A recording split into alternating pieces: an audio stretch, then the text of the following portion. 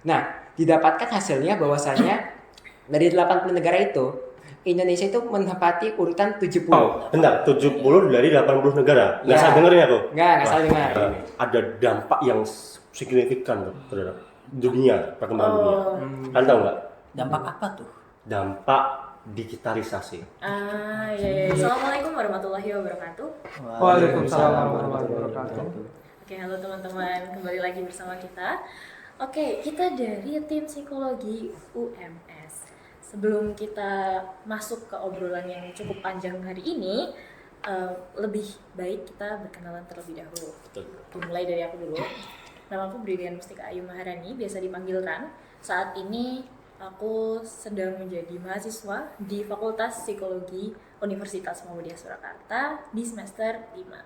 Oke, kalau aku Deko Bagus Wahyu Handoko, biasanya dipanggil Deko. Aku juga sedang menempuh semester 5 di Fakultas Psikologi Universitas Muhammadiyah Surakarta.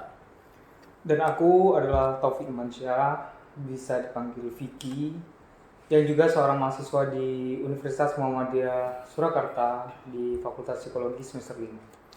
Dan saya Hanafi Ragil Pramudi, saya biasa dipanggil Hanafi.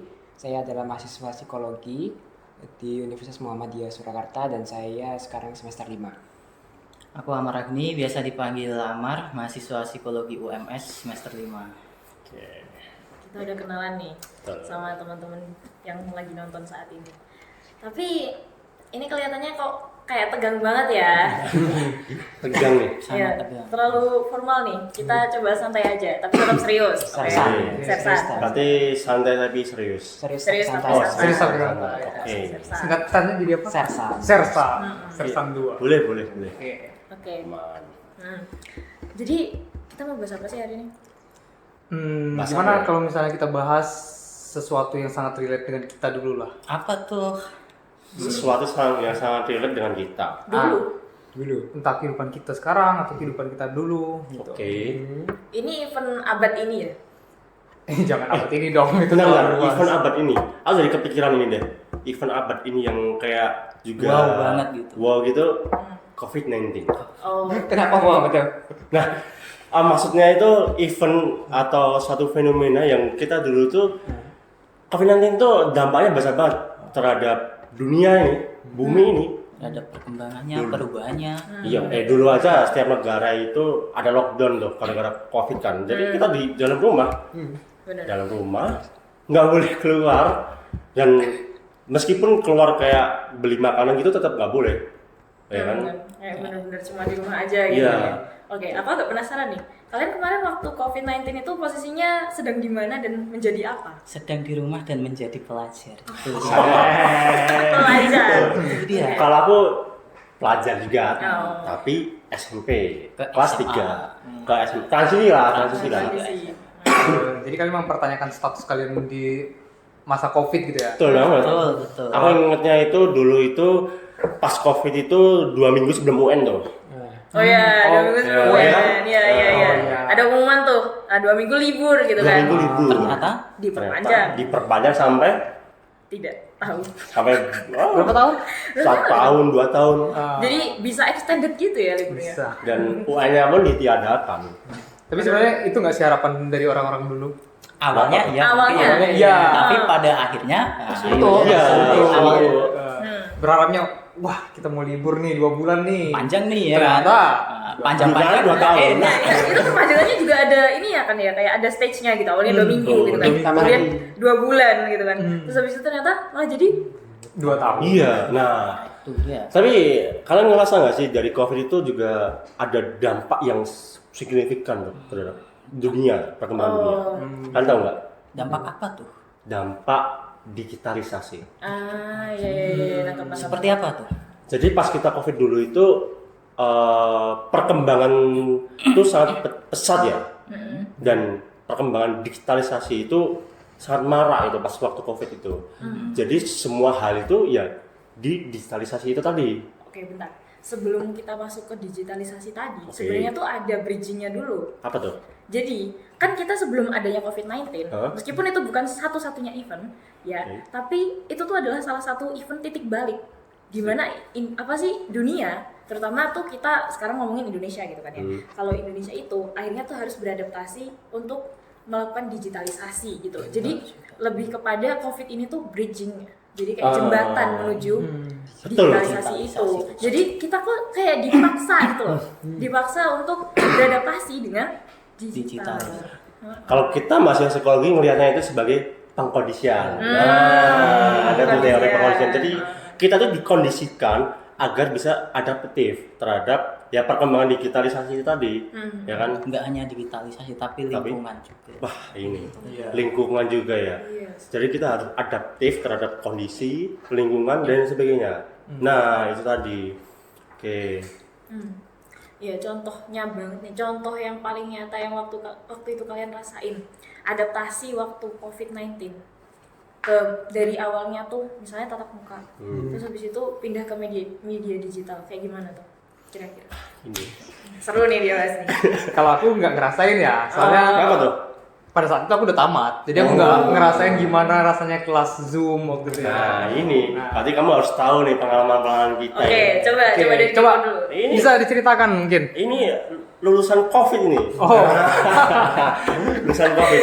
Jadi dulu tuh pas aku COVID ya, itu pembelajarannya itu dibuat sistemnya tuh daring semua dalam jaringan. Jadi pakai aplikasi yang namanya Google Classroom. Nah, jadi Google Classroom itu salah satu aplikasi yang dimana itu nanti kita bisa input tugas di situ, bahkan tes UTS, UAS juga bisa di situ. Iya, guru kan yang ini Guru, ngatur, betul. jadi kayak ada kelas-kelasnya gitu kan ya, Nah. per mata Mata pelajaran. pelajaran. Kami ngomong mata kuliah nih. Itu presensi gimana tuh? Nah ini kalau Presensinya online. online Online juga? Iya. Oh, berarti kayak apa ya? Gimana? Mungkin bisa diceritain dulu. lewat ini sih. Ya dari pas- submit tugas bisa atau dari pas Zoom itu Pas kan dulu. bisa. Kan Sekarang Dipanggil satu-satu. kadang pembelajarannya itu lewat Zoom juga, Zoom online. Bu guru tuh ngejelasin materi lewat Zoom. Jadi dulu tuh pas waktu COVID itu kita bangun pagi, yang biasanya kita sarapan, ini beda. Kita sarapannya Zoom meeting. Tapi yang jadi satu pertanyaan nih, Apa tuh? kalau mungkin siswa kan bisa dari rumah masing-masing. Guru gimana? Ya dari Guru rumahnya juga. juga dari Rumahnya juga. Guru Apakah rumah juga. presensinya itu dibawa ke rumah atau gimana? Bisa jadi sih. Mungkin Bisa bisa jadi jadi sih. ya. Mungkin. Kan nggak pernah nanya juga Ya sih. kan lockdown kan ya, lockdown nggak mungkin kan mau keluar gitu. Apalagi kalau misalkan waktu itu zona merah, zona kuning dan sebagainya gitu. Kecuali tapi ada sih ini, begitu COVID itu agak mulai mereda, itu ada yang namanya sistem baru yang namanya tatap muka yang ini loh, di shift. Oh iya. 50%, 50%. Nah, setengah-setengah. Itu lebih susah lagi sih buat adaptasi jujur. Kenapa tuh? Soalnya kayak kalau di sistem di sekolahku itu waktu itu 50%-50%-nya atau 50-50-nya itu tetap ini. Kayak misalnya ada setengah dari kelas itu yang hadir secara offline, Oke. yang setengahnya itu hadirnya secara online. Kebayang nggak? Wah, Oh kalau punyamu gitu. Iya. Punyaku dulu jam-jaman soalnya. Pagi dari siang kelas apa, terus siang ke sorenya kelas apa. Nah itu. kalau punya mana? Kurang lebih sama kayak Amar. Cuman kalau aku kan per kelasnya jadi kayak satu kelas ini yang datang duluan nanti yang genap dulu. Terus baru yang ganjil yang absennya gitu. Nah, kayak gitu sih. Jadi kayak tiap sekolah pastinya ada Regulasinya sendiri. masing-masing. Berarti emang ya dampak dari digitalisasi itu sendiri ya, itu sangat berpengaruh ya, besar kayak di ya tadi kita pembelajaran yang awalnya offline jadi online, lalu juga kita awalnya menggunakan buku jadi menggunakan Zoom, Google Classroom dan lain sebagainya, dan itu juga berdampak pada aspek kehidupan yang lain. Misalnya kita gini deh, dulu kita beli makanan itu datang ke restorannya. Betul. Nah, tapi gara-gara digitalisasi, kita beli makanan cukup pencet di aplikasi. Nah, food online. Nah, ini kan juga berdampak kan ke aspek yang lain kan. Nah, Tapi sebenarnya kalau misalnya food online itu ya beberapa tempat gitu kayak misalnya atau apa gitu ada sebut merek. Nggak Gitu. apa-apa. Beberapa tempat itu kan emang udah ada pesan apa iya sih. fiturnya gitu ya kayak Iya, misalnya delivery order. gitu kan. Mungkin ya dengan adanya ini tuh lebih mempermudah gitu karena nggak semua tempat itu mempunyai Betul. itu delivery order gitu ya. Nah itu tadi makanya kenapa COVID-19 itu sebagai jembatan gitu sebenarnya. Jadi awal-awalnya itu kan sebenarnya itu udah ada. Kayak misalnya fitur delivery order, terus habis itu juga Zoom meeting, terus juga Google Meet, Google Classroom, itu semua itu sebenarnya fiturnya tuh udah ada. Tapi kita masih asing terkait hal itu. Kemudian setelah adanya COVID-19 kita tuh dipaksa untuk mengenal mereka dan juga terbiasa gitu. Dan itu ke bawah sampai hari ini. Kan beberapa dosen masih ini kan ngajar gitu kan, ngajar pakai Zoom kalau misalkan memang tidak bisa hadir secara terbuka gitu. Kalau nggak gitu ya asinkron gitu, mungkin lewat kalau sekarang Spada gitu ya. Kalau mahasiswa mah Spada, tapi kalau misalkan pelajar mungkin Google Classroom dan lain sebagainya. Ya berarti emang efeknya daripada digitalisasi itu emang besar gitu ya di segala aspek kehidupan. Betul, nggak cuma di kita aja yang pelajar gitu, tapi juga ke kehidupan sehari-hari gitu. Tapi kalau misalnya mau ngebahas digitalisasi secara umum, digitalisasi secara umum itu terlalu luas nggak sih? Iya sih. Iya sih. Ini kayaknya kalau misalnya bahas secara umum nggak cukup nih baterai kamera kita ini. Iya benar. Mending kita bahas yang lebih khusus aja. Contohnya itu yang lebih relate lah sama kita. Kayak tadi sistem pendidikan. Jadi kayak mana pendidikan kita itu terhadap digitalisasi gitu. Oke, jadi intinya pendidikan ya Vicky ya? Iya. Aku nangkep sih Mas Muk. Kita kan di sini kan juga mahasiswa ya. Latar belakangnya juga pendidikan kayak gitu. Mungkin kita lebih asik kalau kita ngebahas tentang konteks pendidikan. Betul. Lebih relate juga. Tapi apa yang akan dia bahas? Soalnya dalam pendidikan kan aspeknya banyak tuh. Iya sih. benar Ada sih, dari betul. gurunya, Benar. orang tua, Siswanya sendiri. sendiri, Sosial ekonomi juga. sosial ekonominya juga. Gini aja deh. Gara-gara kita mahasiswa kan. Statusnya pelajar ya. Statusnya pelajar. Kita bahas di aspek pelajarnya nih. Lebih nyambung sih. Lebih nyambung kan? Oke. Jadi kita Apa yang ingin dibahas? contohnya apa ya? Oh ya, oke. Kalau pelajar itu kan bukan kewajibannya deh. Ini deh. Pelajar itu identik sama kata belajar. Bah, ini. Iya. Nah, iya kan? Sampai sekarang kan kita juga belajar juga tuh. Ya. Karena emang kewajibannya pelajar adalah Belajar. sebagaimana Bukan belajar sih, menuntut ilmu. oke. Jadi sebenarnya ini sangat relate ya Apa tuh? dengan khususnya untuk orang Islam, agama Islam itu. Karena bahkan Nabi kita sendiri itu memerintahkan kita untuk menuntut ilmu. Sebagaimana dalam hadisnya itu utlubul ilma minal mahdi ilal lahdi. Jadi kita itu dituntut untuk menuntut ilmu dari buayan sampai kita itu ke liang lahat. Terus juga Allah juga berfirman dalam Al-Qur'an yaitu yarfa'illahu allazina amanu minkum wallazina utul ilma darajat.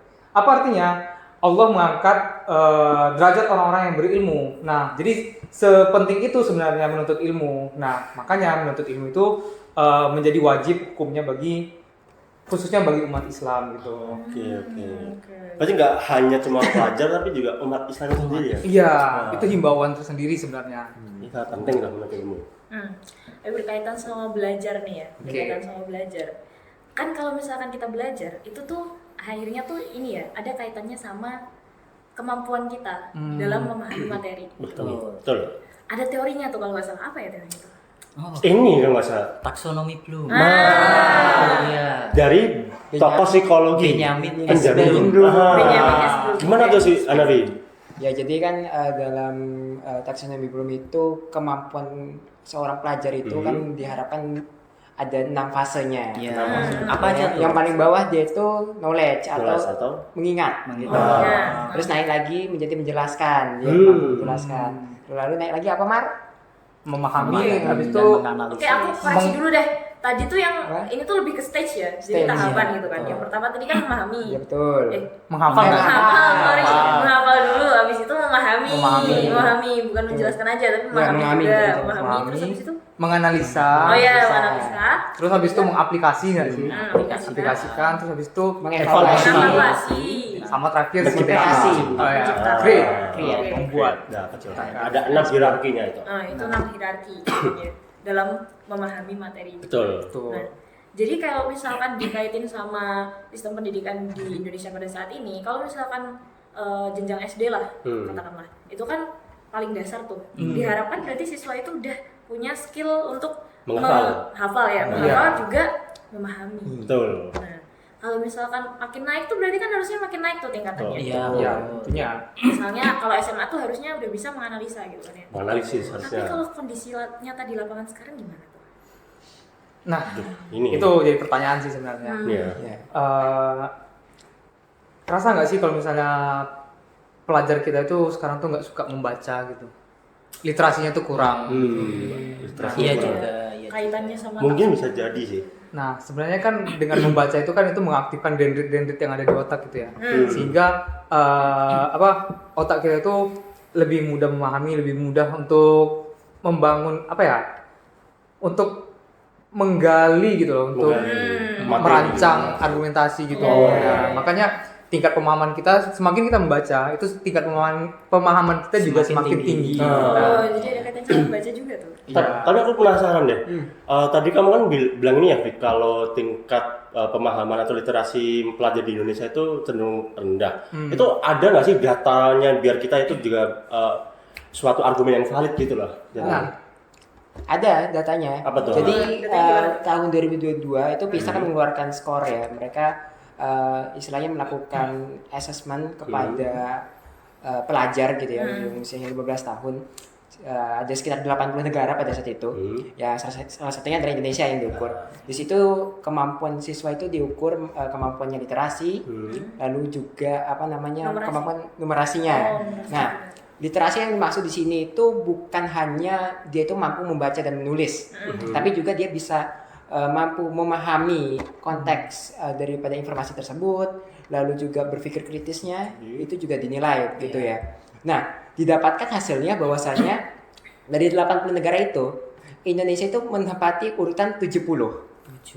Dari berapa negara? 80 negara. wow. Bentar, 70 dari 80 negara. Nggak Ya. salah dengerin aku? Nggak salah Wah, dengar. Ini.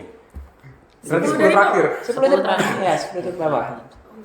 Nah, berarti termasuk salah satu masa yang harus dibahas nih, serius ini loh. Iya. Iya, ini serius sih. Soalnya iya kan. Dan itu bahkan kita itu lebih rendah daripada negara tetangga kita gitu. Seperti Malaysia, lalu juga Filipina kalau nggak salah, dan juga ada negara kecil yang Brunei. Oh, Brunei Bahkan lebih tinggi daripada kita. Brunei yang lebih kecil dari kita itu. Secara ukurannya dia. Wow. Iya. Menarik sih.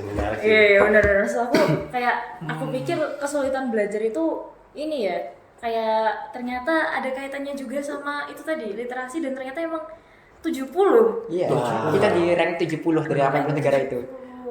Itu Sebenarnya itu- menarik nih ya. iya. Aku jadi keingat kata-kata dosenku sih. Katanya Nah, gimana tuh? kalau misalnya kenapa pekerja Indonesia itu dibandingkan sama pekerja luar itu jauh tingkatannya. Kayak gimana? Karena emang kita itu kualitas pendidikan kita sih menurutku. Kayak tingkat pemahaman kita, tingkat literasi kita tuh kurang. Mungkin dibandingkan dengan Australia yang mereka tuh buku itu ya udah kan kalau mau baca aja gitu.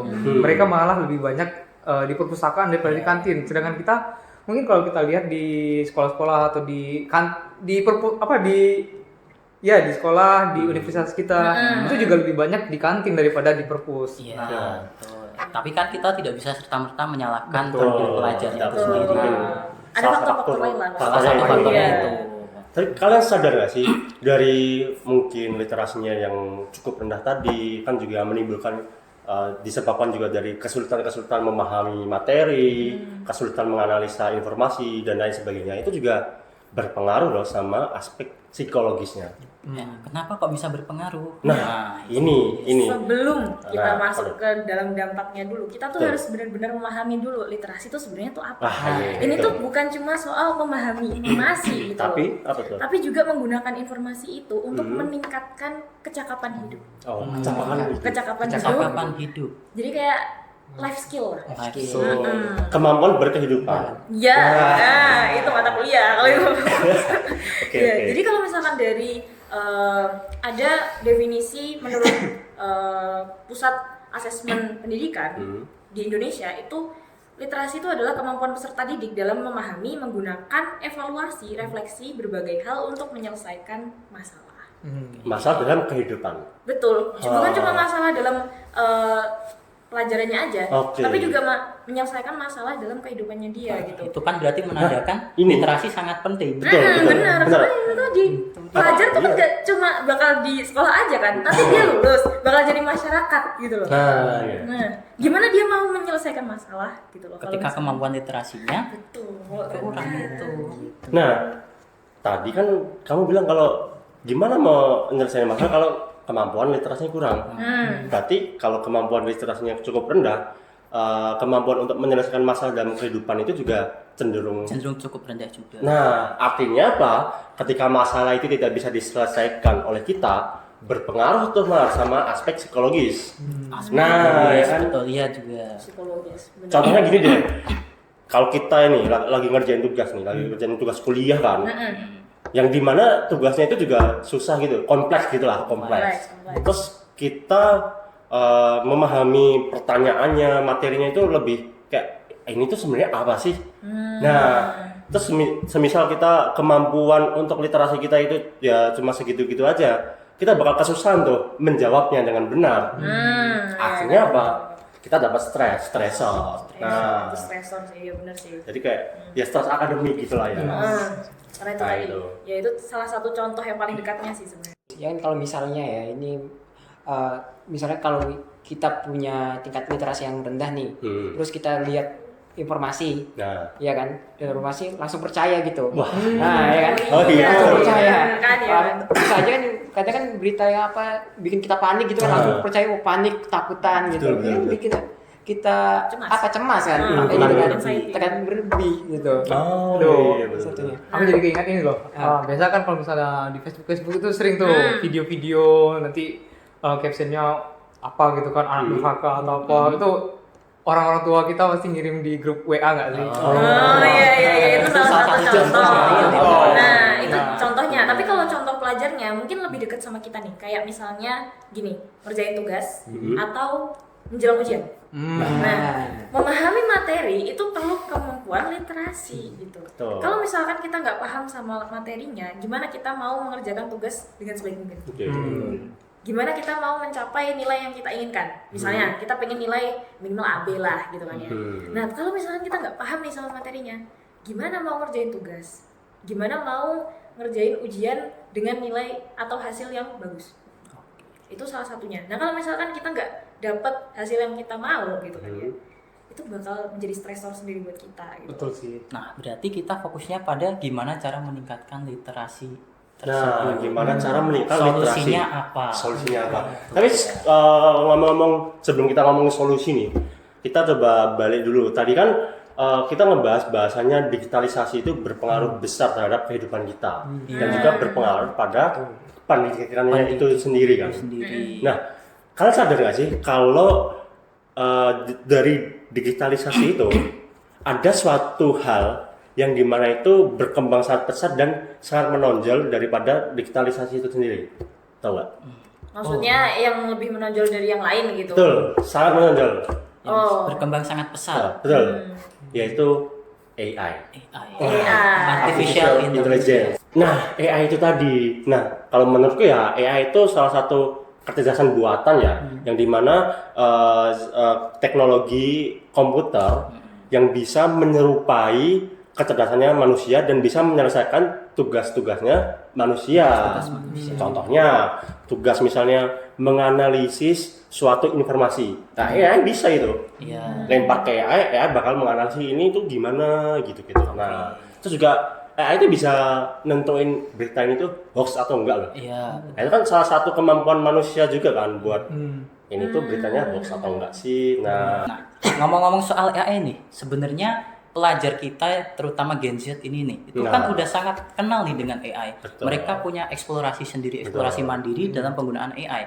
Tidak terlepas dari karena mereka sudah punya yang namanya gawai, handphone, kecerdasan buatan juga. Betul. Nah, tapi mereka dalam penggunaan AI-nya tuh kan ya eksplorasi mandiri, nggak ada yang menuntun gitu, Benar. yang mengarahkan. Nah, di situ itu dia rawan untuk melakukan kayak ya pelanggaran-pelanggaran kode etik seperti itu. Nah, Contoh pelanggarannya seperti apa tuh? Contoh pelanggarannya misal dia pakai AI, terus langsung menyalin hasil dari AI itu kan itu termasuk pelanggaran. Oh, Iya itu sih. maksudnya plagiasi nggak sih? Plagiasi juga kan kode etik juga itu. Iya, iya. Nah, tapi kalau kita keseringan nih, misalnya buat AI-nya itu kita copy paste aja jawabannya, kita bakal ketergantungan juga nggak sih? Nah, itu kan makanya salah satu masalah juga itu. kita ya Apa? duluan. Oke, aku dulu nih. Iya, jadi kayak yang itu tadi langsung di copy paste. Berarti kan artinya kita langsung percaya aja tuh sama iya, jawabannya. iya. Nah, berarti itu ada kaitannya sama apa tuh? Literasi. Literasi lagi. Oh, Tapi beda. Ini beda level lagi. Naik Naik, level. iya. Nah, jadi kalau misalkan yang tadi kita ngomongin literasi, ini ke literasi digital. Digital, wah betul banget tuh. Apa tuh literasi digital? Oke, jadi literasi digital itu adalah kemampuan seseorang untuk memakai dan juga memahami informasi yang dia dapat dari media digital, tapi secara efektif loh ya. Secara efektif. Jadi menggunakan gawai misalnya, Iya. menggunakan gawai atau menggunakan media digital dengan efektif, memahami informasi itu juga dengan efektif juga gitu. Ah, ini dia nih. Kalau kita bicara soal AI itu tadi ya, sebenarnya kan pelajar yang ada di Indonesia ini, masyarakat Indonesia itu juga sebenarnya udah banyak yang gunain AI ini tadi. Udah banyak banget kan gunain AI. Dan masalahnya bukan di situ, tapi masalahnya adalah pelajar kita ini, masyarakat kita ini menggunakannya belum dengan baik. Nah, ya tadi muncullah masalah-masalah kayak kita cuma copy paste jawabannya AI, jadi kemampuan untuk berpikir kritis kita jadi rendah. Kita hanya ingin jawaban instan. Nah, itu masalah nggak sih? Ya, itu Makanya- masalah. Gitu kan ya. Iya. Kasih misalnya kayak nanya ke AI jawab langsung dipercaya. Betul. Langsung. Soalnya Dan- AI pun itu kan juga program manusia ya, sistem yang diprogram manusia, jadi bisa salah juga. betul. Benar. Aku tadi notice kalau kita kemampuan berpikir kritisnya rendah juga gampang untuk kemakan hoax. Nah, ngomong-ngomong gampang kemakan hoax nih, itu juga berpengaruh terhadap aspek psikologis nggak sih? Iya sih. Ketakutan. Ya. Kalau kita Bisa juga. bicara ngeliat berita nih, dari mana itu menyebar ketakutan. Nah, kita langsung takut nih secara emosional. Padahal kita nggak mastiin dulu, wah ini tuh bener atau enggak sih? Kita nggak lihat aspek yang lain. Iya, Ketika sebagaimana ketakutan itu berjalan terus-menerus berulang-ulang, nah itu akan memperparah kondisi psikologisnya lagi. Ini masalah yang serius ini. kesejahteraan psikologisnya terganggu ya, Betul. well-beingnya terganggu. Nah. Sebagaimana yang tadi juga udah disindir sama Hanafi sebenarnya. Ujung-ujungnya apa? Nanti prestasi akademiknya cenderung rendah, menurun. Nah, jadi gimana ya? Menurut kalian tuh gimana biar literasi digital itu bisa meningkat gitu Ya, dari bantuan AI itu sendiri? dari bantuan. Tapi pertama kita ke pelajarnya dulu sih, Oh, para boleh. penggunanya dulu. Oh, penggunanya dulu. Penggunanya dulu, misal pelajar nih, kalau nggak ada pelatihan terkait penggunaannya itu yang bagus gimana, kayak bikin promnya, terus hasilnya itu dikritisi kan, mereka malah nanti terjebak dalamnya penggunaan AI, copy paste, terus gitu terus. Nah, itu Lingkaran kan juga setan. buruk juga kalau seperti itu. Betul, betul, betul. Jadi sebelum ke AI-nya ya fokus ke pelajarnya dulu, cara penggunaannya dulu gimana tuh. Aku setuju sih, karena oke lah, taruhlah dia udah pelatihan ini juga ya, udah pelatihan pembuatan prompt gitu. Kalau misalnya tidak diimbangi dengan tingkat pemahaman yang tinggi juga, pasti dia juga pada akhirnya langsung copy paste gitu. Iya. Karena dia berasa, wah promptku udah bagus nih, nggak perlu pasti di-cross check hasilnya lagi. betul. Jadi perlunya lagi peninjauan ulang. Jadi Kemudian sikap apatis ya, kok apatis? Skeptis. Tidak apa. Skeptis. Beda. Beda dikit. nah, Bentar. jadi Apa tuh? kenapa tuh? Kamu masih mau lanjut nggak? Lanjut dulu. Oke, tapi aku masih bingung nih. Mungkin kalian udah ini ya. Sebenarnya kalau kalian sih udah familiar nih dengan kata-kata prompt. Oh Nah, iya. Nah, dijelasin dulu prompt itu apa? Ya, jadi prompt itu adalah suatu perintah atau instruksi yang berasal dari kita sebagai pengguna, ya manusia sebagai pengguna AI yang akan diberikan kepada AI gitu. Jadi AI itu akan memberikan jawaban itu sesuai bagaimana dengan cara kita itu membuat prompt tersebut gitu. Berarti respon dari AI itu sendiri tergantung gimana kita mengolah prompt. Ya. Nanti Nah, kemampuan kita dalam mengolah prompt yang baik akan menghasilkan hasil dari AI itu yang baik juga. Nah, tapi tentunya harus diimbangi lagi dengan pemahaman kita ya. Betul. Karena kalau misalnya pun kita udah ngerasa wah prompt-nya udah bagus nih. Pasti hasilnya bagus nih. Nah, Tapi gak kita cek lagi, gak kita baca-baca lagi, buat apa? ternyata ngawur. nah. Pernah sih kayak gitu. Pengalaman pribadi. Nah, Pengalaman pribadi. Tapi kan meski begitu kan penting untuk ditinjau ulang. Betul. Kalau menurutmu solusi yang lain apa kan? Solusi apa tuh? Buat ningkatin literasi digital ini dengan bantuan AI itu sendiri. Oke, kalau misalkan meningkatkan literasi menggunakan AI kan, ya gini sih. Kita pakai contoh yang gampang aja. Misalnya memahami materi. Nah, biasanya pelajar itu tuh kesulitan memahami materi karena dia apa ya? Pertama, metode belajarnya ini kurang pas mungkin. Wah, Betul. ini Cara belajarnya. Cara belajarnya mungkin ada cara belajar yang kurang pas. Iya. Atau kalau nggak gitu materinya terlalu kompleks. Nah, gimana caranya AI itu bisa membantu dari segi itu? Yang pertama, mungkin kita bisa mengarahkan AI jadi pakai prompt tadi untuk mempersonalisasi cara belajar buat individu itu gitu. Dan yang kedua, mungkin juga bisa dengan cara yang tadi, kalau misalkan materinya terlalu kompleks gitu ya, gimana caranya materi itu tuh di breakdown. Nah, AI kan bisa tuh Betul. kayak nge-breakdown, ini tolong dong materinya di breakdown menjadi bahasa yang lebih sederhana. Kadang aku kayak gitu. Kalau Betul, misalkan betul. dari materi dosen kan ya, materi dosen nih menurutku kayak aduh, Bahasanya susah. terlalu tinggi nih. Bahasanya terlalu tinggi kan. Akhirnya aku bilang Bingung ke kan? promnya itu, tolong ini jelaskan dengan bahasa bayi. Baik. Gugu gagal. Nggak kayak gitu juga mah. Lebih kepada bahasa, bukan sih itu bercanda ya. Pemaknaan ya, Kalau misalnya pemaknaan. intinya bahasa yang lebih mudah untuk dipahami. Betul. Iya. Yang bahasa yang sederhana gitu lah ya. Kayak gitu. Iya ya, berarti kalau kita nyuruh misalnya AI itu buat kayak jelasin dong materi ini, tapi jelasnya pakai bahasa bayi misalnya. Ya mereka AI itu bakal ngejelasin dengan bahasa-bahasa yang mudah kita pahami. Betul. Nah, Bahasa-bahasa sehari-hari lah. Nah betul, makanya AI itu jadi bantuan gitu ya, bantuan untuk kita memahami materi agar lebih mudah. Nah, sedangkan memahami itu adalah salah satu kunci dari literasi. Betul banget, benar-benar. Jadi, Kalau menurutku ya, kalau aku sendiri sih solusinya ini sih, AI itu sebagai alat bantu untuk meningkatkan motivasi dan minat tuh, Nah, minat gimana? belajar. Oke, gimana? Oke, jadi AI itu kita bisa nge-prompting ke AI itu agar mengeluarkan atau mengenerate audio visual atau visual image gitu lah ya. Itu kan juga suatu hal yang menarik gitu lah, interaktif gitu lah ya. Nah, Berarti itu balik ke cara belajar lagi cara tadi. belajar lagi juga sih. Nah, tapi kan ketika kita misalnya ada orang pelajar yang motivasi belajarnya itu gara-gara ngelihat audio visual. Oh, jadi cara belajarnya itu auditory, visual. Nah, Visual. itu kan bisa pakai bantuan AI juga. Gimana misalnya? Oh, ini jadi itu ada AI yang dimana itu kita bisa bicara dengan AI itu sendiri. Oh, apa tuh AI-nya? AI-nya itu namanya ChatGPT Mar. Nah, Itu udah ini sih, udah sangat biasa. iya, sangat biasa ya, aplikasi lah ya itu ChatGPT. Siapa yang nggak tahu OpenAI itu sendiri lah, Iya. ChatGPT. Nah, jadi di ChatGPT itu ada fitur yang membolehkan kita untuk bicara sama AI-nya itu sendiri.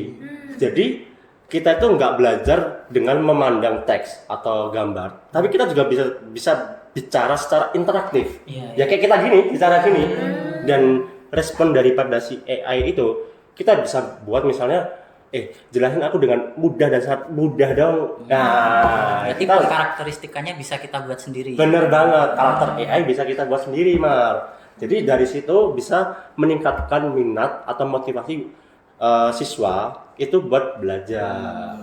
Nah, kayak gitu sih kalau menurutku ya. Iya sih, aku juga setuju sih. Soalnya kadang kalau kita pakai AI itu ya, kalau misalnya kita ikut-ikut aja pasti bahasanya kayak terlalu baku. Iya. Terlalu kayak saya akan menjelaskan dalam Iya, Kesel. rasanya itu kayak digurui kan. Iya. Nah, kalau aku biasanya ya pakai bahasa yang santai gitu. Karena aku ya suka nulis juga gitu kan, apalagi ya tulisanku itu kan yang berbau sastra. Tentunya aku kayak ngelakuin ini deh, brainstorming sama Brainstorming. AI itu.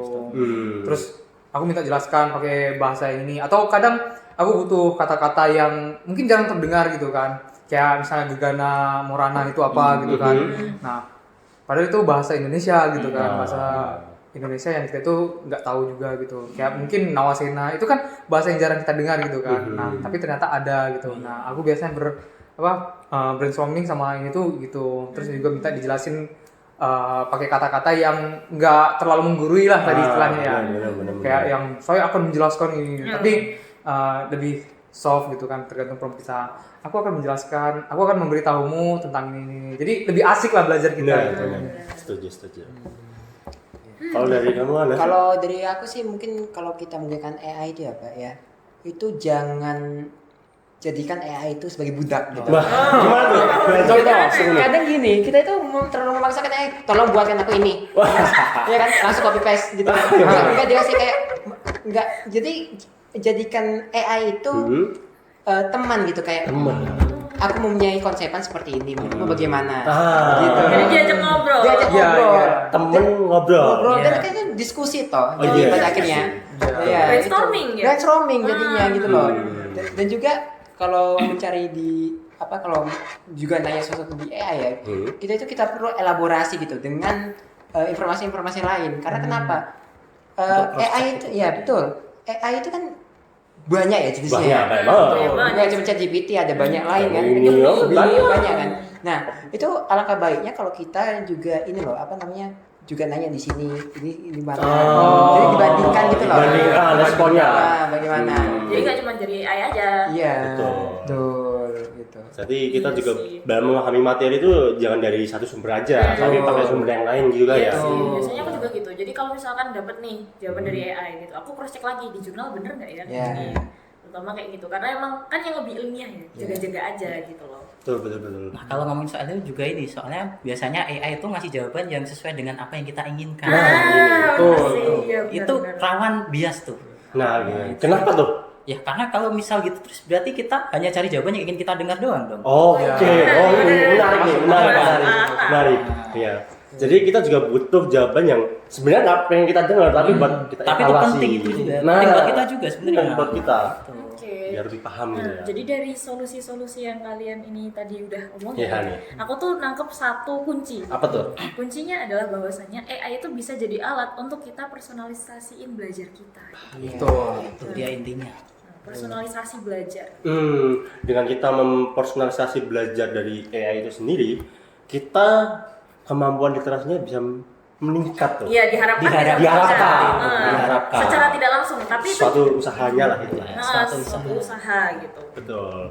Dan ketika tadi kan kita ngomong juga kan tentang kalau kemampuan literasinya itu cenderung rendah, juga bisa berdampak pada aspek psikologis.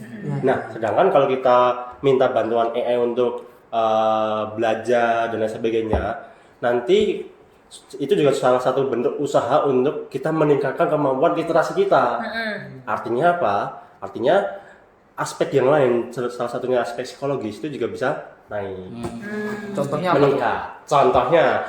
Contohnya gini, ketika kita misalnya nggak paham materi pas lagi di kelas. Oke, terus. Misalnya guru ngejelasin tuh dengan bahasa-bahasa yang kompleks kan tuh. Terus sampai rumah kita bingung. Tadi apa ya penjelasan dari guru ya? Bingung kan?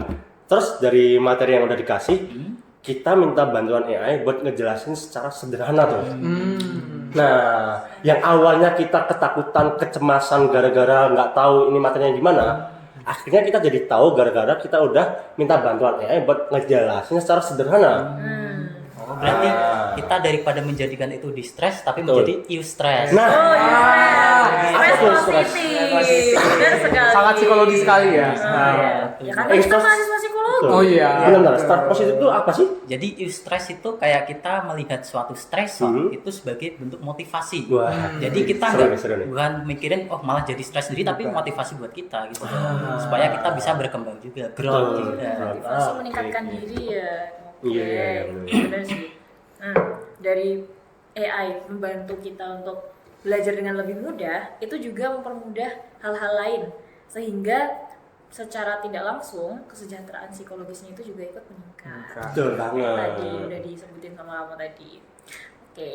Tapi ya karena yang tadi dibilang sama Hanafi itu. Atau Amar sih tadi ya. Yang Amar apa yang tuh? tadi tuh kalau misalkan AI itu biasanya ngasih jawaban tuh sesuai Oh, yang yang kita kita mau inginkan. aja. Iya. Nah, berarti itu harus ada batasannya dong dalam penggunaannya. Bah. Apa ya batasannya itu? Himbauan lah, kayak himbauan gitu buat benar-benar. apa sih teman-teman yang lagi nonton sekarang gitu. Batasan apa sih yang harus kita Aku masih taati? bingung sih. Kalau dari kamu apa, Pik? Batasan Penggunaan AI. penggunaan AI ya. Betul. Ya seperti yang udah kita jelasin tadi lah, gitu yang udah kita bincangkan juga.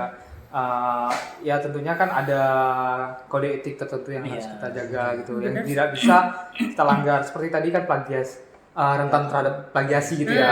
Nah itu kan dipengaruhi oleh tingkat literatur yang literasi yang tinggi, yang kurang gitu maaf, yang kurang sehingga pelajar kita itu tidak ingin untuk melakukan eksplor lebih gitu, ingin baca lagi atau menganalisis lagi gitu. Nah terus juga mungkin kalau misalnya teman-teman ingin menggunakan AI itu nggak apa-apa, nggak masalah untuk brainstorming, tapi bukan untuk diperbudak seperti kata Nafi tadi. Iya, seperti kata Nah, Nafi, benar. nanti tiba-tiba kan tolong buatkan aku makalah dengan jumlah 227 kata bisa gitu kan. Iya, Kan benar nggak sih. mungkin ya makalah 227 kata, terlalu sedikit. sedikit ya. Kan bisa Iya, itu bisa. memperbudak. Jadi kita seandainya menggunakan AI itu ya kita berikan juga kita gunakan AI itu sebagai brainstorming kita untuk menambahkan istilahnya tuh teman diskusi lah gitu. Oh, oke. Sehingga kita memiliki insight yang lebih banyak dan lebih baru. Jadi membantu meningkatkan literasi kita lewat AI itu sebagai teman diskusi juga. Gitu. Oke, ada lagi yang mau ngasih tambahan mungkin? Ya mungkin penggunaan AI itu ya kita itu ya balik lagi ya kayak tadi yang sempat disampaikan kalau misalnya harus cek dan dicek lagi. Cek. Ya soal kebenaran apa yang dia sampaikan gitu Iya. ya kan, karena kan balik lagi itu kan yang bisa saja yang seperti Aman katakan dia menjawab apa yang seperti yang kita mau gitu ya. Betul. Makanya kita perlu yang lakukan cek dan dicek lagi gitu. Ada beberapa sumber, Ada beberapa nggak sumber. cuma dari AI-nya itu AI aja, juga. tapi juga dari sumber-sumber yang lain. Iya. Tapi yang kredibel juga. Kredibel. Kredibel. Oke. Tapi yang jadi apa ya kayak urgensinya juga tuh sebenarnya ini sih. Apa? Kadang tuh mereka menggunakan AI itu malah sebagai kayak biar mereka memenuhi hasrat agar mereka bahagia gitu, jumawa gitu malah. Nah kenapa itu tuh? kan nggak boleh tuh harusnya. Ya mereka misal mereka ada suatu peristiwa nih, mereka peristiwa yang menyakitkan gitu lah. Mereka cari jawaban dari AI biar bisa meredakan rasa sakit itu. Nah itu kalau keberlangsungan terus kan jadi bahagia tuh. Validasi ya. Ya jadi validasi. Validasi, Mas. Validasi. Berarti Iya. Oke. aku memandangnya itu kayak pengguna itu mencari justifikasi atas kelakuan dia gitu kan. Misalnya dia curhat gitu ya kayak AI gitu ya, wah aku habis mendapatkan perlakuan kayak gini terus aku membalas dengan gini, itu boleh nggak sih? Nah berarti dia ingin mendapatkan jawaban yang dia inginkan gitu ya. Itu kan bahaya tuh nanti kalau Ya. terus menerus. Iya sih, Kalau selalu nggak ada kasus batasan kan bahaya tuh. Bahaya. Makanya itu, ya itu tadi. Yang pertama, jadikan AI sebagai teman untuk diskusi instead of budak gitu ya. Jadi jangan diperbudak, tapi lebih kepada ini. Sampaikan dulu apa sih sebenarnya yang teman-teman mau gitu. Misalnya kayak mau bikin makalah temanya ini, jangan serta-merta langsung tolong buatkan ini jangan. Oke. Tapi kepada yang tadi disebutkan sama Hanafi, aku punya konsep ini. Nah, dijelaskan. Nah setelah itu AI membantu untuk brainstorming. Nah Oke. terus yang kedua tadi AI bisa membantu kita dalam mempermudah belajar juga. Betul. Nah kayak contohnya mempermudah materi untuk Memahami materi. memahami materi untuk lebih gampang dicerna lah istilahnya ya. Benar. Tapi itu juga dengan memahami batasan. Batasan. Itu dia. Aku kerasa banget sih. Soalnya kadang kan aku ketika ingin menulis itu kehilangan ini ya motivasi atau kehilangan apa sih namanya? Writer block gitu kan. Ya gitu. Jadi aku bingung kan, ini apa sih tema yang aku mau angkat gitu kan. Terus itu aku brainstorming sama, kalau aku biasa pakai ini ya, yang dari Cina. Apa tuh? AI dari Cina. Apa tuh? DeepSeek. Oh dia sih. Yang itu ya, paus itu ya? Paus. Paling gede. DeepSeek. Soalnya aku ngerasa kayak lebih ini sih, lebih interaktif gitu. Oh, Nah, oke. terus juga dia ngasih alasan yang lebih logis gitu kan. Kalau aku ya, nah, Jadi aku pakai DeepSeek. Terus habis itu juga biasanya oh ya, sebelum ketika aku menulis itu, aku udah ngasih duluan tulisanku tuh bentuknya itu kayak mana. Terus aku minta DeepSeek itu supaya dia tuh mengingat gaya penulisanku. Itu aku kasih nama misalnya gaya penulisan 1 gitu kan. Nah, nanti aku mau dia tuh ngejelasin ke aku pakai gaya penulisanku itu gitu. Sehingga aku lebih nyaman lah gitu. Oke. Oke. Dari obrolan kita hari ini sebenarnya tuh aku ini ya jadi menangkap beberapa hal yang bisa dijadikan pelajaran gitu. Apa tuh? Salah satunya tuh bahwasannya kan ini ya beberapa dari kita tuh agak tertutup gitu soal yang namanya perkembangan digital ya pasti. Nah, tapi ternyata setelah kita gali-gali lagi AI itu dampaknya tuh ada juga loh yang positif gitu. Nah, contohnya tadi yang personalisasi belajar. Kita bisa melihat di kondisi lapangan sekarang jumlah guru dan juga jumlah siswa itu rata-rata tuh kayak masih ada ketimpangan jumlah gitu. Jadi agak sulit untuk guru tuh menyesuaikan kebutuhan siswa. Misalnya kayak metode belajar yang pas untuk siswa itu kayak gini, tapi guru itu kan juga harus ini ya mengejar waktu juga gitu.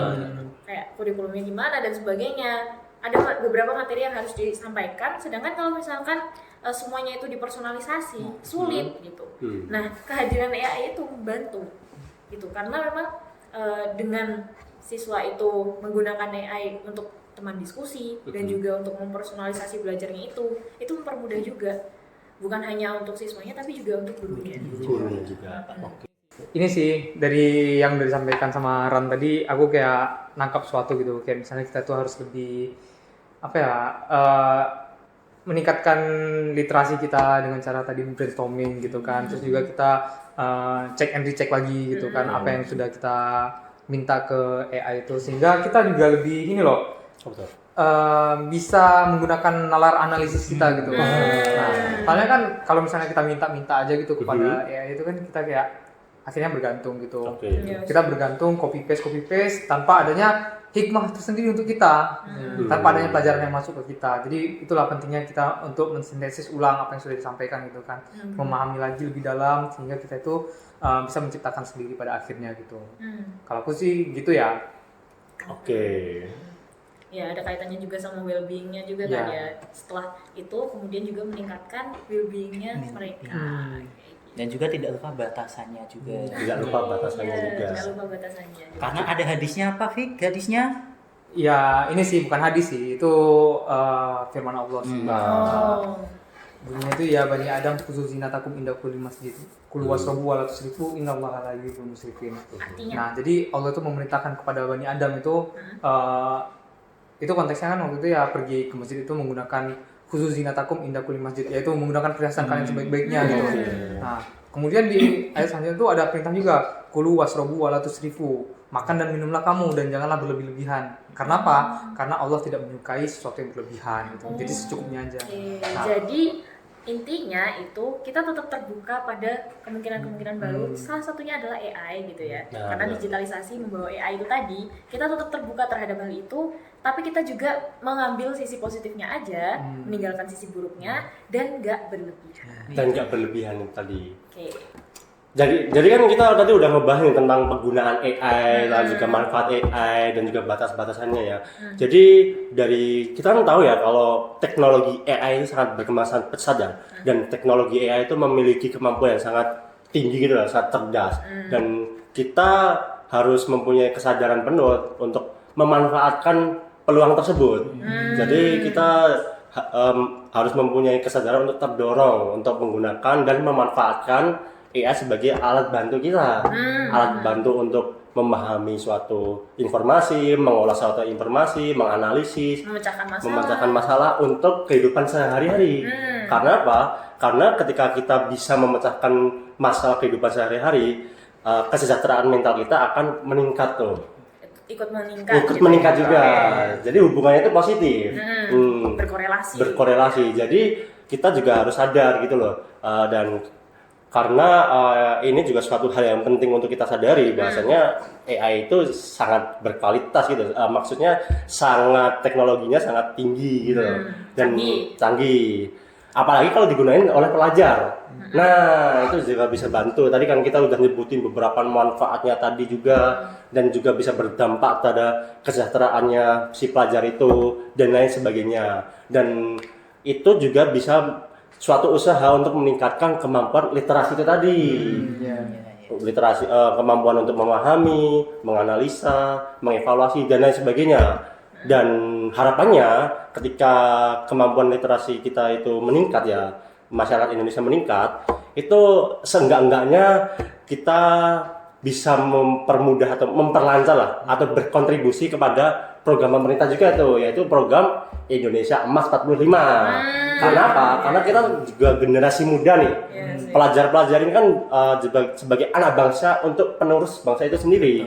Kalau anak bangsanya literasinya rendah ya gimana menjadi penerus bangsa? Intinya itu cerminan dari kualitasnya gitu cerminan kan dari ya. kualitasnya. Itu sih menurutku sih. Oke. Ya itu tadi sih, walaupun kita menggunakan AI, yang penting kita harus tetap taat pada kode etik. Betul. Tadi ya kayak etika-etikanya dan lain sebagainya. Oke, jadi hari ini kita udah ngobrol banyak banget ya. Iya. Mulai dari COVID, terus habis itu nyasar ke literasi, Betul. kemudian juga kesejahteraan psikologis, kemudian juga gimana caranya menggunakan AI dengan baik dan benar. Nah. Tapi ya surprisingly itu ternyata berkaitan gitu ya. Betul. Oke. Nah, oke, jadi kalau misalkan menurut teman-teman sendiri gimana nih? Apa pelajaran yang udah didapat dari obrolan kita selama kurang lebih 45 menitan lebih inilah ya. Tenggorokan sampai kering nih sebenarnya. Oke. Jadi kalau misalnya teman-teman ada pelajaran yang ditangkap dari video ini, bisa ditulis di kolom komentar. Oke, terima kasih teman-teman karena sudah meluangkan waktu untuk menonton kita semua sampai pada menit terakhir ini gitu ya. Semoga teman-teman dapat menangkap pelajaran dari obrolan panjang kita pada hari ini. Oke, sekian itu saja dari kami. Kami dari tim Psikologi UMS pamit undur diri. Wassalamualaikum warahmatullahi wabarakatuh. Waalaikumsalam warahmatullahi wabarakatuh.